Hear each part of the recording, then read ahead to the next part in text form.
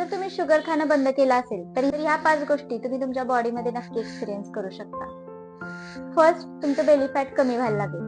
Because sugar causes fat deposit, specially at the mid section. तुमची skin glow करायला लागेल, कारण शुगर खाल्ल्यामुळे इन्सुलिन लेवल वाढते आणि त्यामुळे हार्मोनल इम्बॅलन्स होतो and it causes acne and dull skin. तुम्हाला ओव्हर इटिंग नाही होणार, तुम्हाला नॉर्मल भूक लागेल, कारण शुगर लेवल जर कंट्रोलमध्ये असेल तर तुमचं डायजेशन व्यवस्थित होईल आणि त्यामुळे अननेसेसरी क्रेविंग्स कंट्रोलमध्ये राहतात.